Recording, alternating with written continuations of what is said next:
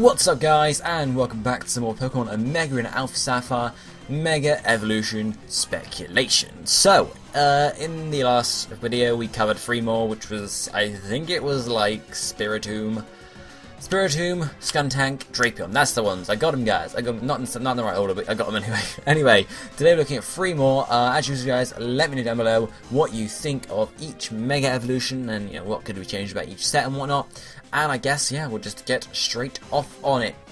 So, first up today we're looking at Mega Toxicroak, another poison type. So 3 poison types in 2 episodes. That's quite a lot to be fair. So, Toxicroak is a poison fighting type, as most of you will know. 4 times weakness to psychic, weak to flying, weak to ground. It's got a few weaknesses, but generally Toxicroak is pretty powerful actually. You've got Drain Punch, you've got your Ice Punch. There's a good few actual decent moves to Toxicroak in terms of competitibility. Is competitibility a word? Is that a word? Competitivity. Competitibility. I don't even know words coming out of my mouth and stuff happening. Okay, so yes, Toxicroak. What would a Mega Toxicroak look like? Now, this design, I like this design. It's not amazingly perfect, but I do quite like this design. You can see here, first off, the most noticeable thing is the black lines around its sort of, its arms, its thighs and whatnot, up and down its body across its face, have now sort of gotten thicker and taken over more of the body. It's now gained some spines on its back, black spines, and obviously the horn, I guess you can call it, on its head is now a black horn as well. And the, as I said, the black spines on the back of its legs as well, on the back of its back, I guess, and stuff like that. The other thing that's, you can see very easily it's been changed is its pouch. I don't know what the term is for a frog's pouch. I don't know what it's called. Someone's going to tell me in the comments, I know, but it's gained some spines on that too, and a black line, which looks pretty cool. And generally it's just gained some red lines and red markings up its arms and its legs, and that more it already had little spines on its back, but they sort of got like curved and little I don't know what to call them, little holes in them. That's all I can do. But it's got the same amount of fingers. I did see that's one of the reasons I like the design. In its right hand there, you can see they're treating the claw as one of the fingers, whereas in actual fact the claw is sort of, I guess it is one of the fingers, but it just doesn't look very good from that angle, I guess. But generally, yeah, red markings, black markings, and then the blue is just the basic colour anyway. And the white sort of area in between its legs has now got an arrow shape. So instead of just being lines across, it's got an arrow downward shape, which I quite like. So let's move on to the typing then. So first up, typing, we have a poison fighting, which is the same typing as it was. So that's a very, I would most likely, I would assume it might stay the same typing. It could also change to another typing though, especially with all its dark colouring, which is Poison Dark. However, the only problem with that is you have then Skuntank, Poison Dark, Drapion, Poison Dark, Toxicroak, Poison Dark. That wouldn't be good at all. So Poison Fighting was one of the most likely typing. I just thought I'd include the Poison Dark. If I could have triple typing, I would have this as Poison Dark Fighting, or Poison Fighting Dark, because it has those 3 sort of traits. Poison because it's a frog and Poison Frog and whatnot. Fighting because it's a fighting, looks like it's a strong fighting Pokemon. And Dark because it just looks menacing and such. But can't have 3 types unfortunately. So Poison Fighting would be my most likely one for a Mega Toxicroak. Stat change wise, Mega Toxicroak, I would just see boost in attack, boost in speed really. I would not really go much further into it than that because I can't see much else happening apart from attack and a speed rise. Because that's it. I don't know, really, that's it, I suppose. Anyway, ability wise, for Mega Toxicroak, we could have one of its basic abilities, which is Poison Touch. So when it uses a physical attack against the opponent, it has a chance to poison them, which is quite cool. Quite cool. So if it used Drain Punch, it would have a chance to poison the opponent too. So that is not, it's a pretty decent ability. It's not a high chance to poison them, but it's still pretty decent. The other ability I'm thinking about for Mega Toxicroak is something sort of boost the physical power. So Pure Power is what I have here rather than Huge Power. They do the same thing, but Pure Power seems to fit Mega Toxicroak better, or Toxicroak in general better. Pure Power, which would doubles the power of physical moves, something along those lines, which would obviously make it very powerful indeed. Don't know whether it might be too overpowered, but I'm not sure. It could have some reductions in defense too, if it did sort of gain too much power, I guess.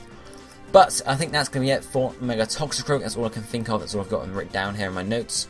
So guys, let me know down below what you think of Mega Toxicroak and the set I've given it with Poison Touch or Pure Power and the design and everything like that, guys.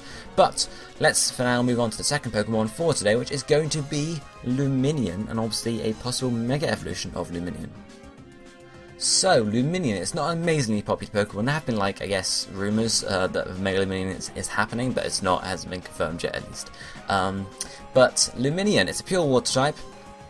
Many thought it would go to Water Fairy in Generation 6 because, well, not many, a few people. I did. I thought it was, well, I didn't think it would. I thought there was a possibility it could go to a Water Fairy type because looking at it, look, it's the water type and it's got fairy-like qualities, I guess. So it was something I toyed around with in my mind, thinking about, you know, possibly it could change to that, but in the end, it didn't. I think it just stayed pure water, unfortunately, but the Mega Evolution offers other opportunities. So, what would a Mega Lumineon look like? Well, I have to offer an apology here. The really cool design I wanted to show you guys for Mega Lumineon actually had some Japanese text over the bottom of it, so I had to sort of leave a bit of that on, otherwise it would look stupid. So as you can see there's the design with Japanese text at the bottom. I've removed what I can, but obviously there's a bit left there. But I really like the design of Mega Lumineon here. You can see it's changed a lot. It's sort of slimmed down quite a lot. Its wings are sort of, I guess they're wings. I guess you could say they're wings. I'm not sure. But they've gotten much wider, much more expansive, much thinner, I guess. But it still looks really cool. It's basically just a head with loads of wings now, loads of fins, etc. Which I do like. It looks pretty cool, to be honest, in my opinion. So typing, as I sort of mentioned just now, Water Fairy, because that would fit it, looking at, especially with those extra pink sort of markings on the edge of its wings, fins, whatever you want to call them. I don't know what you call them. It's totally cool. Anyway, stat change wise for Mega Lumineon 2, I would say it being special, so special attack rise and a special defense rise. I can't see a physical rise at all. Speed might even slow down, it might get a bit faster because it's, you know, maybe a bit thinner in that.